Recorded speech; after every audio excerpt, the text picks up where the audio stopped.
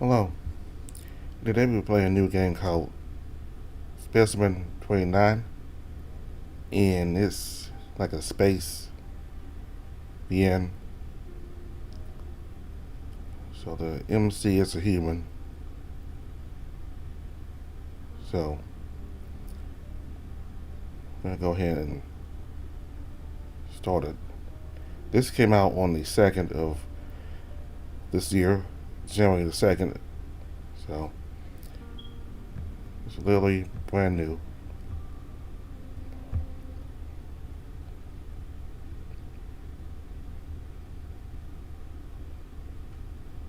I walk into the hearing room, holding nothing but my notepad and the fleeting hope that I can make this work. I wake up to stand and take a deep breath.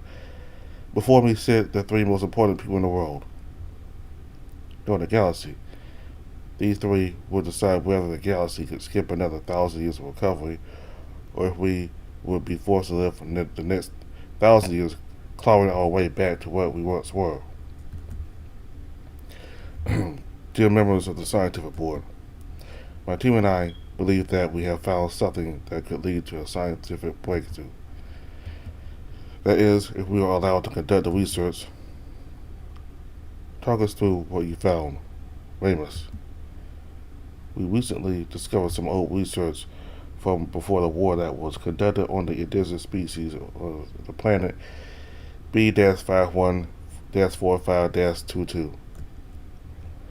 The research we found states that this species can recover from disease incredibly quickly compared to most other space-faring species known to us, as well as having some recessive genes.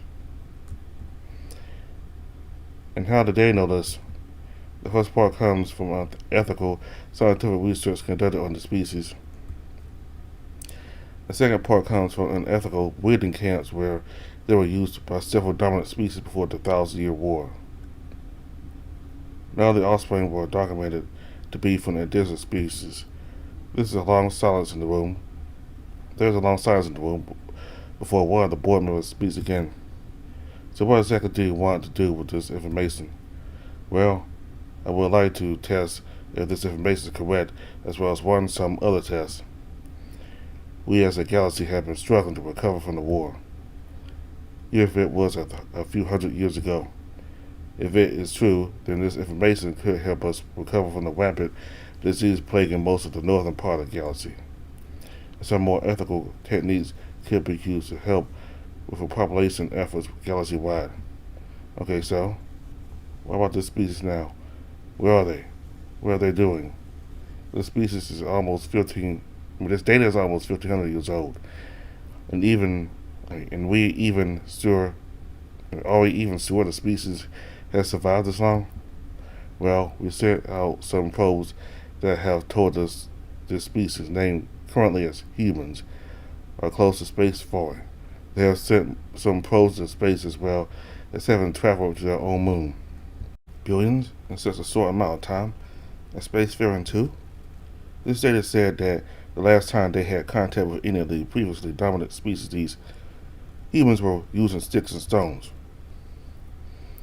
They're all taking a moment to live through the research before turning to speak to each other in hushed tones so I can't hear them. What is your plan if you find out that all this data is true? The question shocks me. I hadn't thought of what I would do after. Perhaps we make first contact with them, introduce them to the rest of the galaxy, and offer them jobs. Jobs as what? Breeders for anyone that wants a child, or lab rats for only the worst diseases this galaxy has to offer, or perhaps we want to use them as slave labor for the rich and powerful. The look on my face must say, oh, I didn't think this through at all. They were people, but if I thought of them as such, then I might not go through with what needed to be done. We could use blood donations from the humans for experimentations on diseases, and the humans could go through a surrogacy process with their own DNA and that of another species producing offspring. This would be done as ethically as possible. The member at the center of the panel sighs and thinks for a moment. Look, we'll allow for some research to be conducted. but it must be done quietly. Nobody can know, especially not their own people. You must only take a small number of specimens. No more than 50 can be taken. Are we clear? And if the experiment does not work out, then you must destroy any evidence of it happening. Yes, I understand. Thank you very much for your time. You will be provided with all the funds you need. Do not fuck this up. He sighs and hesitates for a moment, almost as if he's regretting his decision. Now this is ethical, Weymouth. If anyone were to find out, then all of us, including you, would be ruined. The end of our careers and a guaranteed oblivion. They all take one final look at each other and then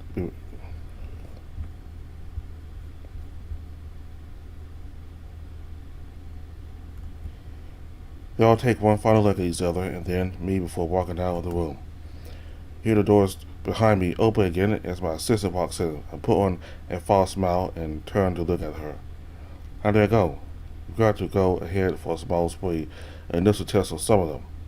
Hopefully, with more time, and if things go well, we will be allowed to conduct more in-depth research on them. Good. That's really good. I'll prepare the shuttle if we can head out when you're ready, sir. Kenneth, this is our first and last chance at this. If we fail, then it will be our heads rolling in the dirt. You can walk away now, and I won't hold it against you. I'm not going to leave you like this. Like I've told you 1,000 times, I'm in this till the end. You hear me. Thank you. You don't know how much this means to me. Her continued thrust in me even after all this time and all my continued failures astounds me. I will never understand why, but she has faith in me, and I cannot allow it to be wasted. I want the council has given us everything we need for this, so let's not waste our time or theirs. Yes, sir. Send me a list and I'll make a requisitions order. Are you sure about this? I see a light twinge of worry on her face. I nod and begin to walk out of the room. My heart beats heavy with the weight of the choices I'm about to make. I doubt any of the things I am about to do will be good. I hope those poor humans will find it in themselves to forgive me. I know I wouldn't. There's no choice. It's for the good of all people in this galaxy.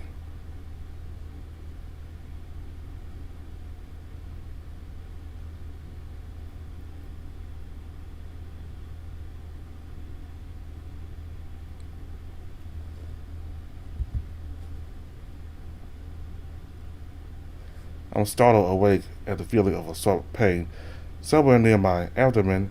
I try to move a hand to investigate the pain and realize that I can't move either of my hands. Oh, it's waking up. Increase the anesthetic so it doesn't wake up fully and go into shock. We can't afford to waste another one. I open my eyes after hearing an unfamiliar voice speaking. I don't understand what it says, and I'm almost sure I've never heard that language before. The first thing I see is a glaring light starting above me, covered by a silhouette of some being. I get the feeling I'm in a scene from one of those cheesy detective movies, and some pompous interrogator was about to grill me with some idiotic questions.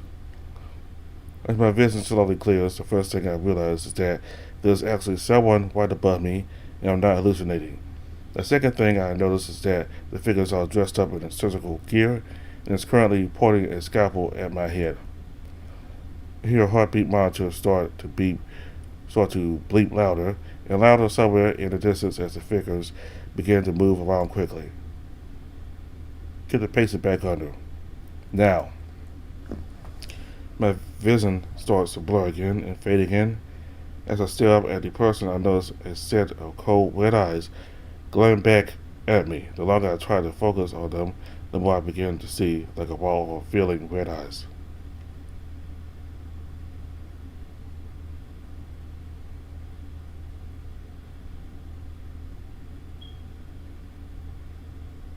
Day 1267.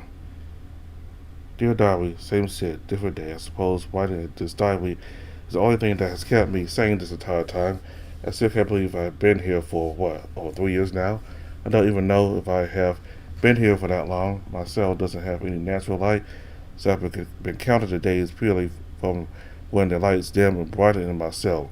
I'm pretty sure I went into surgery again yesterday afternoon, and I don't remember anything after dinner, and I have yet another ache in my head. However, something feels different about the man doctor's recent experiment. The ache in my head isn't the only thing either. My body feels different and not like with the other surgeries I've had every couple of weeks, but I can't really explain this one. Besides that, nothing else is new. The cells around me feel emptier and emptier each day. The girl across the hall from me went missing a few days ago and hasn't come back. So that's unfortunate. Maybe I'll be the next one to disappear. I'm not sure if not being here to write another entry is a good thing or not later.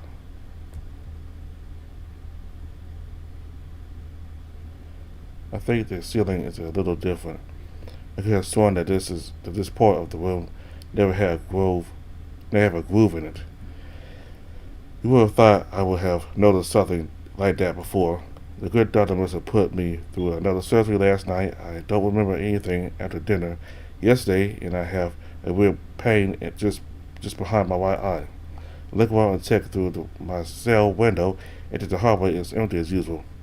The girl from the cell across the hallway isn't back, so I guess I'll never see her again. What a wonderful thought I have as soon as you wake up. Sometimes I see them coming back from whatever experiment a good doctor decided to inflict them on. I never got to learn anyone's names. My only entertainment was the girl across from me. I call her Stanley. I don't know why, but she just looked like a Stanley to me. We would play rock, paper, scissors a lot. It was really the only game we could both play without being able to hear each other. Now that I think about it, I hadn't seen anyone else for the past couple of days other than her, except for the robot guard that controlled the hallway outside my cell. Speaking of which, we could be coming around now.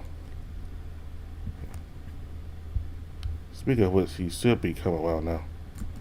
I wait for the familiar clunk of robotic footsteps outside, but they never seem to arrive. After a while, I start to get cornered when Gerald, yes, I named him too, doesn't show up. My head starts to throb again as the pain in my eyes starts to get worse. I stumble over to my mirror to see the damage from last night's enrichment activity. As I make my way to the mirror, I catch a glimpse of a new scar on my face. Wonderful. They couldn't have kept their hands off my money maker. Bastards. A closer inspection, a new beauty mark runs directly down my face to the right side of my nose. It's a clean scar at least. Even looks a little sexy if I could be so bold. I trace over my skin, my figure flinging over all the bumps and scars I have, whilst wondering what exactly they were doing to me. They can't have removed anything because I'm very much alive. They could have been putting things in. I suppose that would explain the new found pain in my head. But I can't really be sure. As I finish studying my new rugged looks, I realize I still haven't heard any footsteps, which is very odd. There's no way I missed them because they are loud enough to wake me up when I'm sleeping. Speaking of which, nobody woke me up for a meal today, but the artificial lighting is on, so it can't be nighttime. What the fuck is that robot? I start pacing around the room, partly from boredom, but also a little from hunger, which means it's probably around lunchtime, if not later. I walk up to the window again and bang on the glass. Admittedly, something I haven't done in a while, but at this point, what do I have to lose? I give the glass 3 firm knocks before pressing my head to it to see down the hallway. Hello? Anyone there? I shout but get no answer, apart from the noise echoing around my room. I decided to give up for now, as I felt the urge to relieve the bachelors, as one might say. Just as I began to walk away, I hear a set of footsteps in the distance. They sound heavy, and there isn't any clunkiness to them. I get an odd suspicion from them when I realize that whoever it is currently running very quickly towards my cell. By the time I manage to turn around to look out into the hallway, I realize the door is open and I've come face to face with the thing making the heavy footsteps. Before me stands a creature the likes of which I've never seen before. It's tall, very, very tall. So tall it's touching the ceiling and having to arch itself in a clearly uncomfortable position to fit in the room.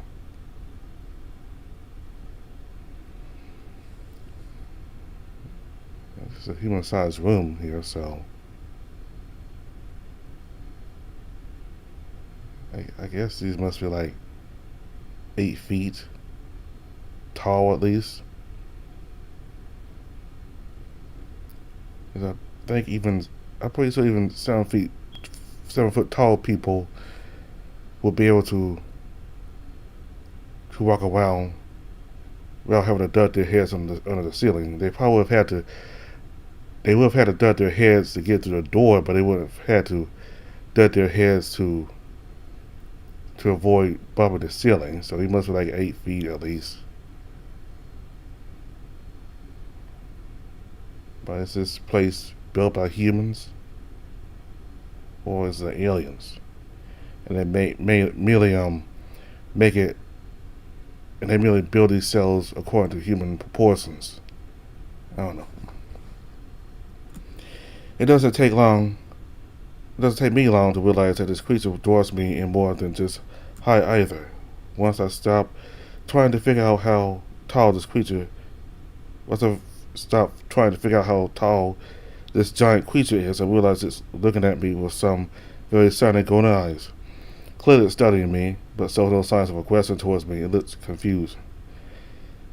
His silk-like fur is a beautiful shade of silver with teal streaks running through it. I'd be very tempted to say this was a wolfman if it wasn't for the scales on his body in places like his nose.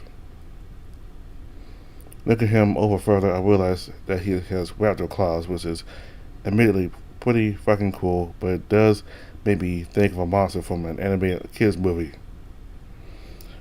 I would have said this creature in front of me was another of the experiments, except for the fact that he was wearing what looks to be an engineer's jumpsuit that was tied around his waist halfway. Oh, and a weapon. He has a gun as impressively large as the creature stood before me. I wanted to say this animal-like creature was male, but considering the nonsensical biology, I didn't want to make any assumptions. What are you doing here? What are you doing here? You don't look like a guard. I can see visible confusion move over his face, but something tells me it's not only because of what I said. I'll not. Answer me. Why are you here? I'm clearly not here willingly. He takes a step towards me and holds out his very large and scaled hand to me. Fine. Come with me if you want to live. I stare at him for a moment in confusion before responding. Whatever you say, Arnold. What? Obviously, he wouldn't understand that. Why would he? Sorry. Who are you? My name is Vast. I'm going to get you out of this ship. So please come with me.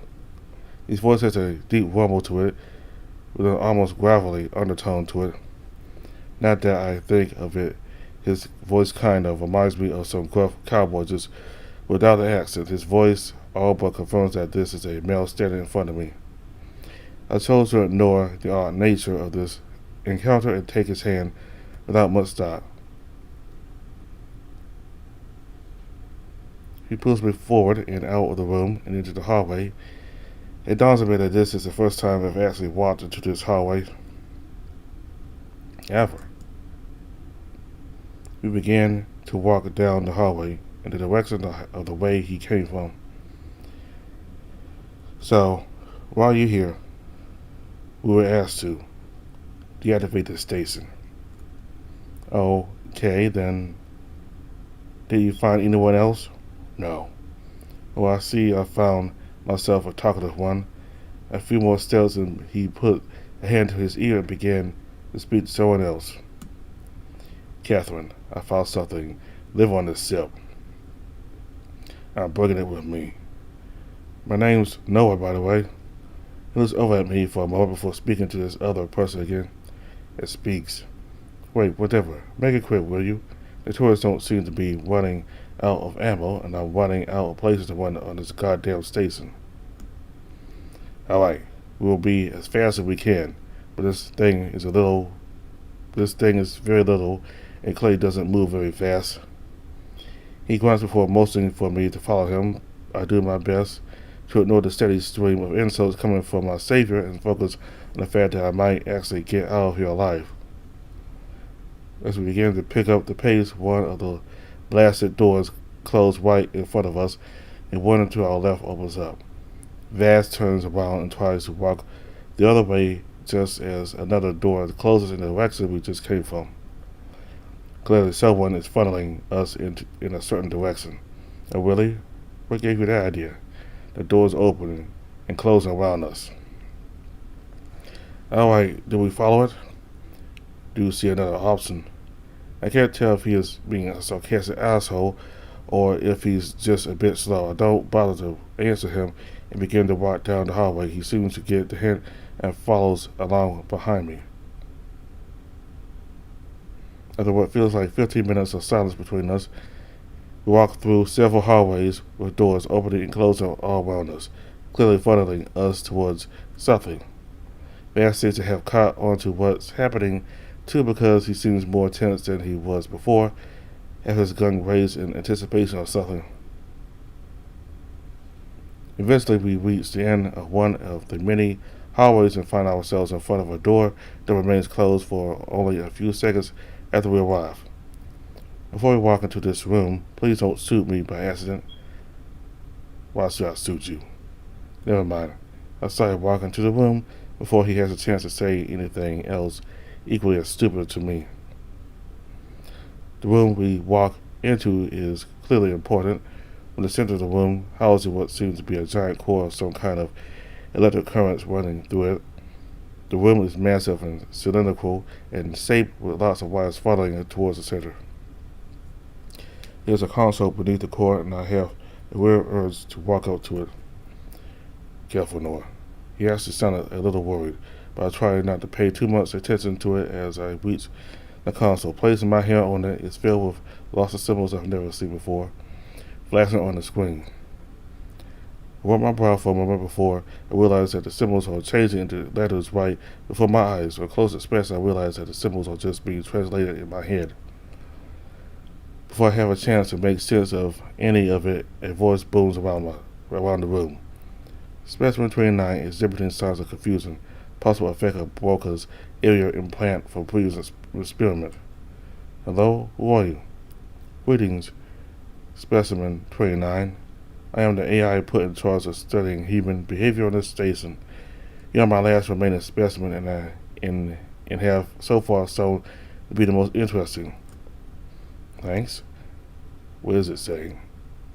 What do you mean? You can't understand it? Answer with a little confusion. No, I have never heard the language you are both speaking. As interesting as that is, I don't have the time to ask any questions about that. I'm assuming you are the reason we are here. Correct. I understand that you are planning to escape, and under the pretense of gaining knowledge, I am allowed it. Under one condition. And that would be, I wish to come with you. My main objective is to study your behavior, and it would be much more advantageous to study how you react to external stimuli. This seems like a very stupid thing to agree to, but I really don't want to be on this station anymore, and if this thing is controlling the station, then it probably won't let me off if I say no. Sure. There's a long silence followed by a sharp pain in my head that makes me fall to my knees. To my surprise, Vaz rushes to my side and places a hand on my shoulder. What happened? Are you okay? Before I have a chance to respond to him, the robotic voice sounds again, but in my head this time. This will have to do for now. We can now leave. You thought the best way to. Oh fuck it, this is a conversation for later. Let's go. I think to myself, and apparently also this AI, as I use the large alien man as leverage to stand up. The AI is in my head. I'm fine, thank you for the concern. It's going to help us get off the station. What? I'll explain later. Let's get out of here before it changes its mind. Vaz saw a confused and slightly tired side before getting up himself and walking towards the door. I follow him to it, and it opens as I approach. That was the AI, I suppose. Yes. He says yes. He doesn't question it and simply walks out. We spent about 10 minutes walking down the hallway again. We spent about 10 minutes walking down hallways again. I was taking the most direct route according to the AI. Meanwhile, Vass has been trying to get in contact with his friend for the past few minutes without much luck, which seems to be stressing him out a little, understandably so. Is he okay? No, the other life form currently located in the hangar is under fire from security turrets. Wonderful. This can only go well, I think to myself as we approach what seems to be in the hangar. What would the possible harm of others be? Wonderful? It's not. I was being sarcastic. Instance, a sarcasm noted for further study. Vast, we might want to be quick. The AI says the security turrets are still active. Vast turns to look at me for a moment before wetting his weapon. Stay behind me. I will keep you safe. I nod and stay close to him and notice the sound of what I can only assume is the turrets firing. As we approach the door to the hangar, I notice a little computer-looking panel on the side of the door. Any chance you could turn off the turrets? Yes, touch that computer panel and I will also open the final door. I do so and feel a shock run through my fingers as the door opens. Moments later, the turrets begin to calm and make a mechanical shutdown noise. As we round our corner, the first thing I see is a space shuttle. I start walking towards it, but notice that Vass is running over to a nearby wall. It takes me a few seconds to realize he's walking towards the body of another alien. It's different to Vass, completely and much smaller. It's probably a little smaller than me. It looks a little like a goat with brown and white fur. Vass races over to the body as I try to keep up with him. What the fuck took you so long, big guy? Don't speak, Catherine. Please save your strength. His ears are flat on his head, and even from behind I can tell he is crying. Oh, don't look at me like that, big guy. We both know it would take nothing short of a miracle to help me. He lets out a weak laugh and places a hand on his chest. Her breathing is labor, pain. Take care of yourself. Oh, and I expect you to mourn me for at least 2 years. I can't help but smile a little at how she can make jokes even now. I walk around Vass and kneel next to him. Catherine looks at me a little wide-eyed. Oh well, when you look at this, lovely to meet you. We have been better under different circumstances probably, maybe less holes. She takes a moment to breathe deep. Take care of this big idiot for me, will you? He can't be left on his own. I nodded and offered her a weak smile. I somehow only now noticed the smell of burnt flesh and fur which causes me to gag and cover my mouth. As I look her over more, I see a couple of holes going straight through her body. They look to have been cauterized too as he isn't bleeding all over the floor. She smiles and looks back at Vass as her eyes begin to glaze over. Tell my brother I'll see him at the bar. There's a long drawn-out silence. For a while I can't bring myself to say anything as Vass does his best to hide his tears. My condolences. He takes a deep breath as he reaches out to pick up the body, easily doing so and holding her in his arms the same way someone would carry a dead hero. She needed a risk. She didn't deserve this, though. How come the security mechs haven't opened fire at us like they did with her? Turn them off when I touched that console. They couldn't have done that before. He turns to me in anger, the fur around his eyes matted with tears. I'm sorry. Why are you sorry? You didn't wait until the last moment to turn them off. Just a little earlier and I wouldn't have to present a court to her brother. It was my idea to turn them off. I can see the cogs turning in his head as he thinks about how to respond. I get the feeling he doesn't want to shout at me. He looks back at all the turrets and takes a deep breath before responding. I was supposed to thank you then that we are both leaving the station. If you hadn't have turned them off, we might have joined Catherine. Let's get off this godforsaken station. He turns around and I can tell he's wiping his tears. We quickly move towards the shuttle as Vass reaches for something in his pocket that causes the door to open on the side of it, allowing us to enter. As soon as we do, Vass sets down the other alien and moves over to the pilot seat to begin our escape. Take a seat away from the corpse and look out of the window as we begin to take off. It doesn't take long for Vass to speak up. Do you see the detonator with the red button on Catherine's body? Press the red button. I quickly find it and press the button as I look out the window. In the instant, I see the station explode and fall apart. When did you have the time to place any bombs? What do you think Catherine was doing whilst I was busy saving you? My main AI core has been destroyed from those explosions, meaning your brain is now my permanent home. Please refrain from dying. Wonderful. This is not wonderful. Sarcasm. I see. I hope we got some enjoyment out of that. I know I did. Yeah, I did. That felt really good, actually. A small part of me looks at that station falling apart and is a little sad that my home for all this time will end up as nothing but space debris floating around, but most of me is glad to see the place burn. So now what? I ask as I move seats to sit next to him in the cockpit's co-pilot seat.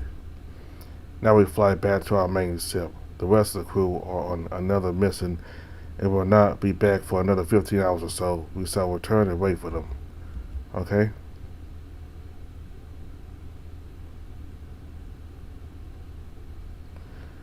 We spent the next 15 minutes or so flying in silence before we began to approach the largest ship.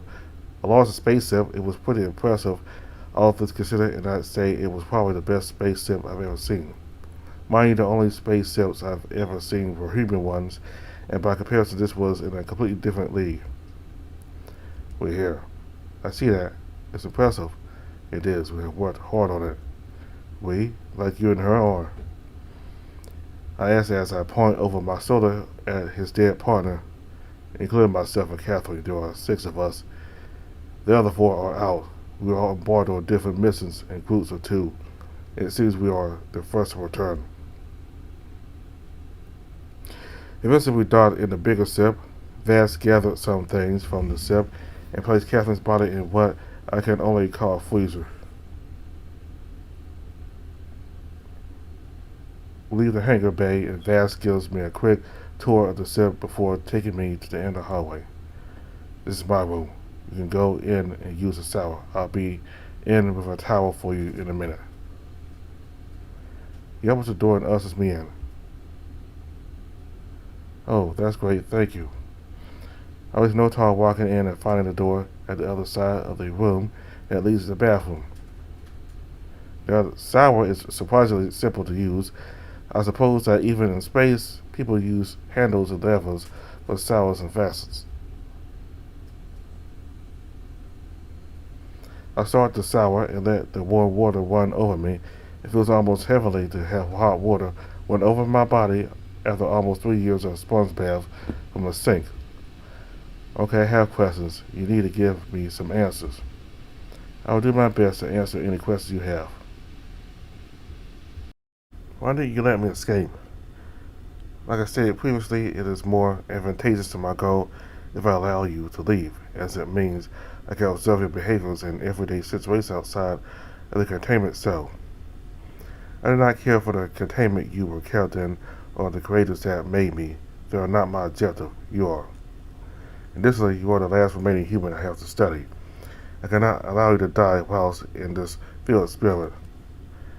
This was another way of making sure you will be kept safe during this experiment, even if it means direct intervention. What do you mean by direct intervention? Can you control my body or something? Theoretically, yes. However, I will not, as that would directly tamper with any data from the study.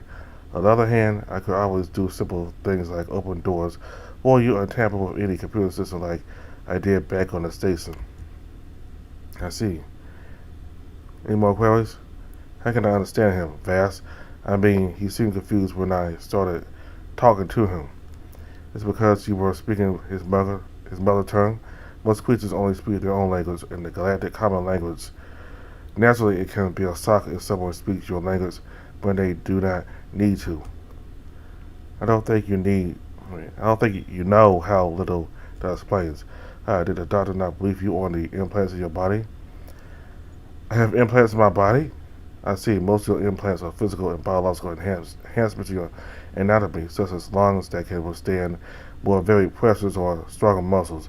There are also two implants in your head. The first is how I.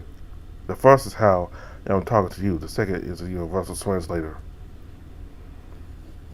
It works by identifying the species of the person you are looking at, and then changing your vocals to match the language they can understand. That's kind of cool, actually. What's your name? My designation is Artificial Intelligence 756419 3B2D92. Oh yeah, that's boring. We need to find your new name. What about Ox? Any name not containing a correctly identifying set of numerical and alphabetical number would be ineffective at correctly identifying this unit. I don't care. We are in silence for a few moments before I hear a click on the door like a claw that just stepped on a tile. For information, the Cylon has been standing in the doorway of the bedroom and staring at you for most of this conversation. As the AI speaks those words, I jolt up and turn around to see Vast staring at me. He looks a little sour. Sorry, I didn't mean to stare. I've never seen one of your people before. Do your people have stripes? Or are those scars? Oh, it's okay. I've never seen anyone other than my own kind, so I suppose I'll still be having the same reaction. They are scars, we don't. He does a little nervous cough before speaking. Well, by the standards of all the species in this galaxy, you don't look too odd. My people will write stories that to scare children about someone like you. Do I frighten you? No. I think you're pretty cool looking. I look cold? Cold? No, I mean that you look nice and interesting. Interesting, Well, by my people's standards, you look like you'd be some Post 2 toy. I feign irritation with some over the top gesture and see a eating grin drag across his face as he plots a large towel on a counter before turning to leave. I hope that this is big enough for you. Tiny. Am I tiny or are you just really fucking big? Perhaps both. But that would still mean you are small and chewable. As he walks out of the bathroom, he looks at me over his shoulder and makes a snapping motion with his maw, which gets a laugh out of me. You may sleep on my bed for the night until we clean out one of the spare rooms for you. Our fabricator isn't working at the moment. We'll have to wait till tomorrow for one of the other members to return and fix it before we can make you any clothes. Wait, I was starting to get bored of these robes. I laugh a little and I can see he smiles too. It's a little nice. I finished up in the shower and began to tie up. The towel he gave me is clearly meant for someone much larger. That would make sense considering that this is probably his towel. It has a wet dog smell, so I have a feeling I'm right. I walk up to the ridiculously huge bed and plop myself down on it. I feel like I sink into it as the heavy blankets hold me down. It doesn't take me long to pass out.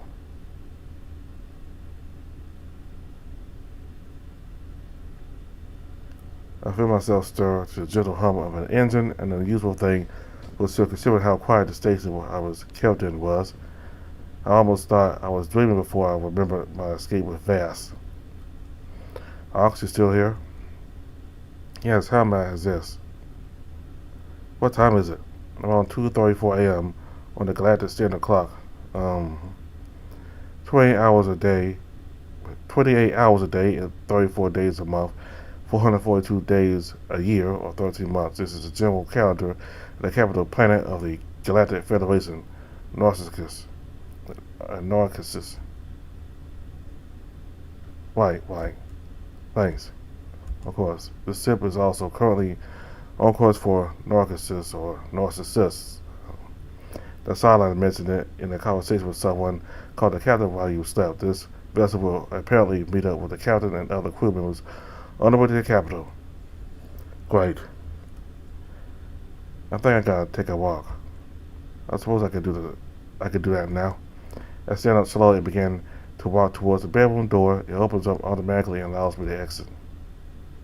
The hallways are a nice blue-gray color, a stark difference to the bleached white walls of my cell and the hallways of the prison I was in.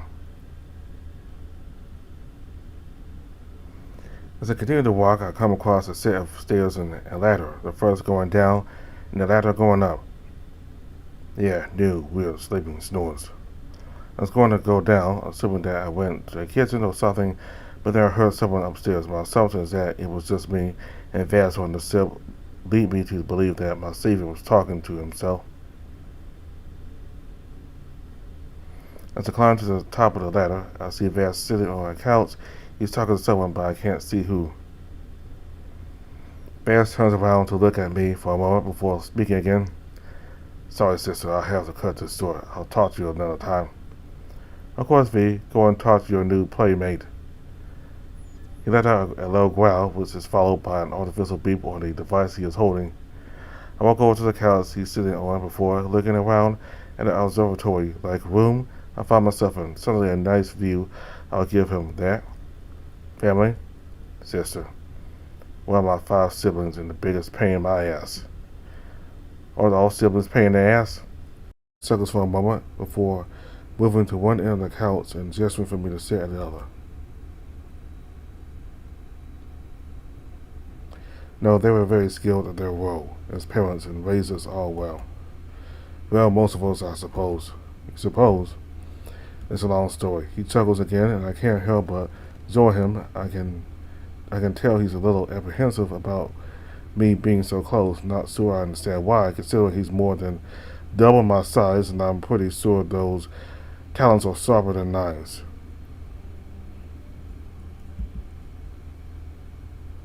Well, sharp.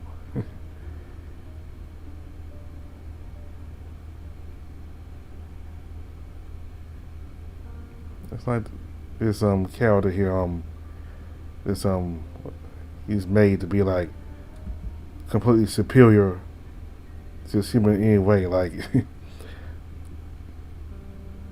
no talents that he can just scratch this human to death. He be gone. Yeah. Will Sock talons. And before I continue, this tail here, like the underside of it, especially, it looks more like a reptilian tail. I mean, he's larger a wolf, but you can tell by his hands and part of his muzzle and those feet, the claws there, that he looks more like, he also looks like a reptile, or maybe a bird too. Like the talons and the feet look kind of like a bird's feet, I think, and the tail, well, it might be a reptilian too, but the tail and the hands and the part of the muzzle definitely look like a reptile. So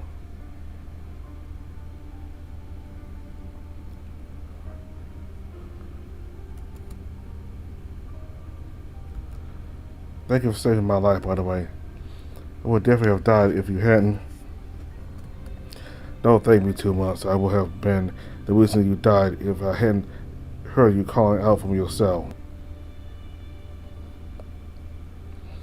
Yeah, I think I probably would have ended up like Catherine if it wasn't for you and that AI, so I suppose we're even. Fair enough. I'm sorry about your friend, by the way. She is with her ancestors now, and they're a better place. Anyway, don't feel sorry for me. I have to tell her brother what happened when he gets back. I don't envy that. Good luck, though.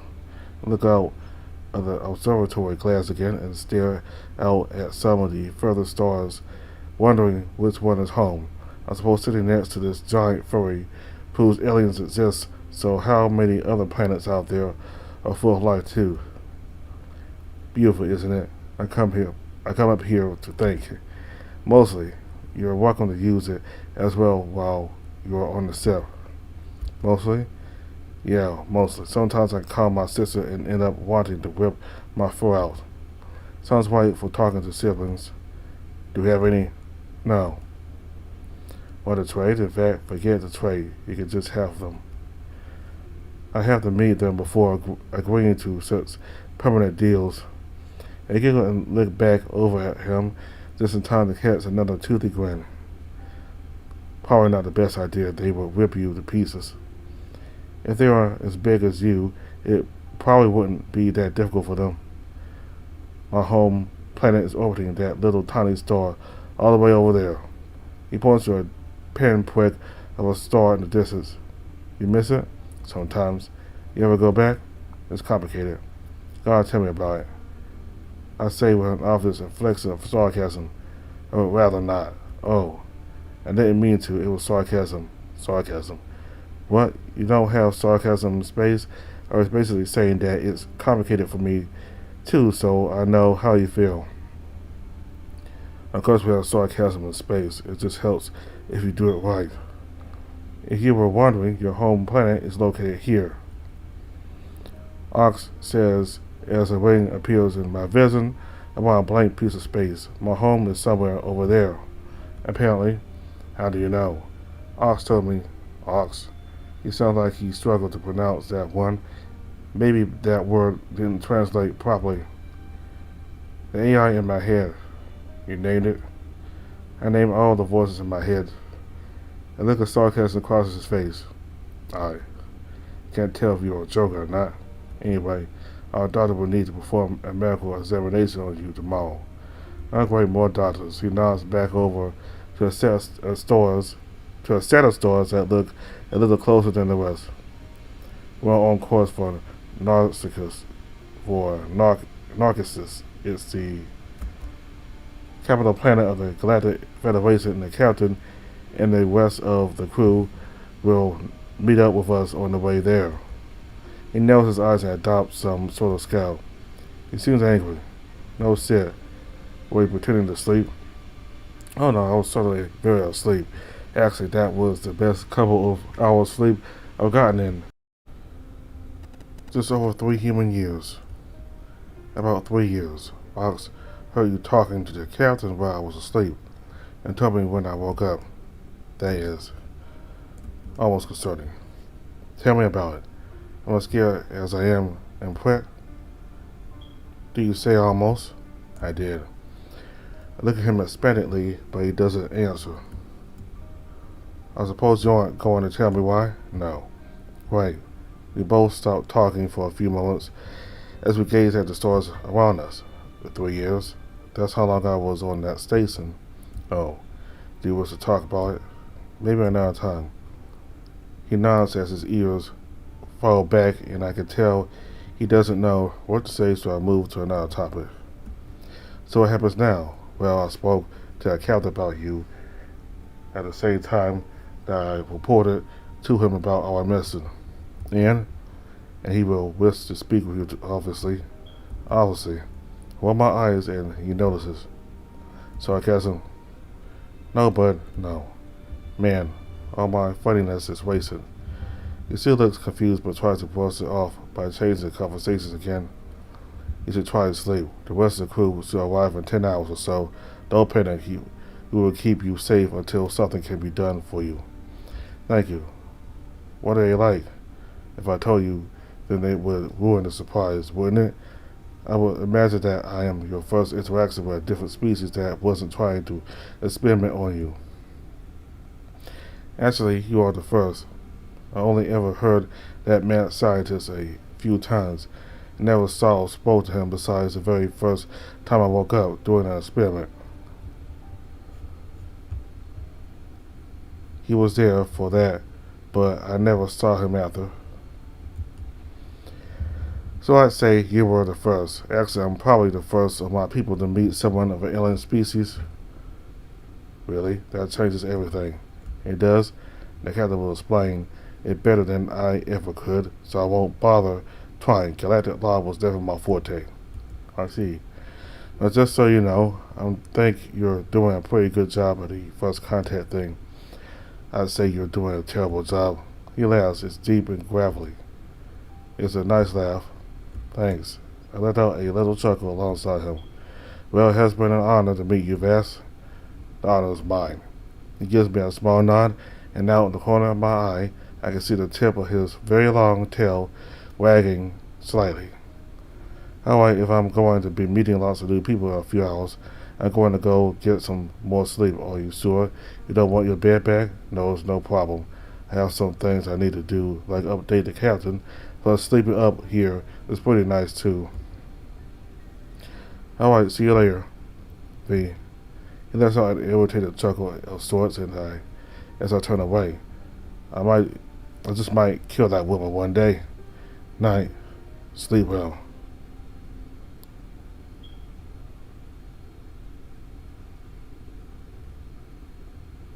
Thank you to all the people that were involved in making this VN.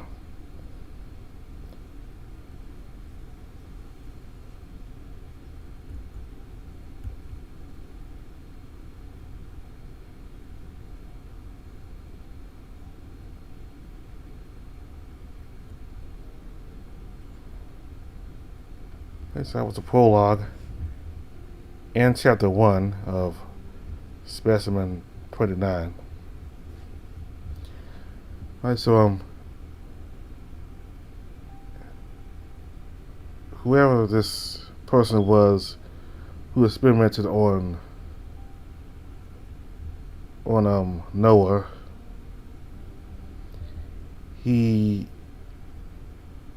is from a species where they need humans, for them to increase, to expand science.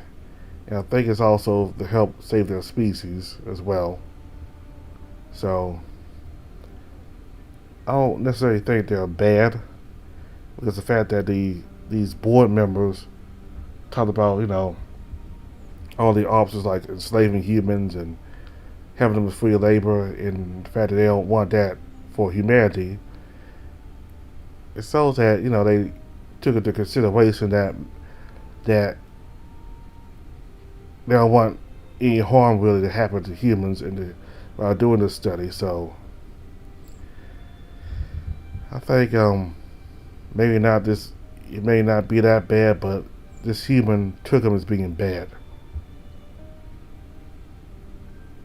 Or maybe he actually is kind of bad, and he decided to just do some unethical things, even though the board of directors told him not to. But again, maybe he's not bad at all, and he just, and maybe,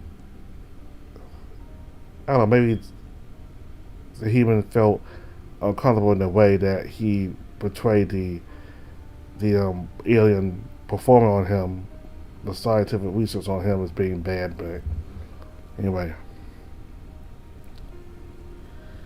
so this alien that no one met definitely must be like over 8 feet tall, well, around 8 feet tall, and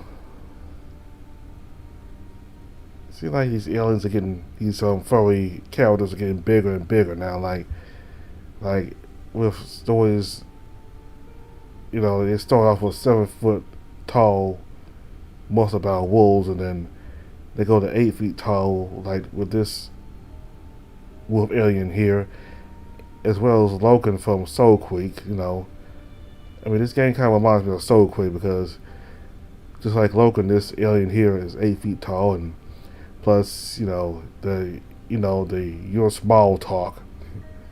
Though we call him tiny in this case, but it reminded me of Soul Creek. So anyway, I'm pretty sure in a few years I'll be having wolves. There'll be new games with wolves being like 10 feet tall. And the humans will get smaller and smaller. Because this human, Noah, he's like these, when it comes to like physical appearance, he's like the standard human furry VN MC, well under 5 feet. Well under 6 feet tall, like 5 foot something, and they don't seem to have any muscle. Well, not muscle or fat at all, really. Not much in fat or muscle, just thin. Again, a lot of people like that. The size difference. Giant canine and tiny human.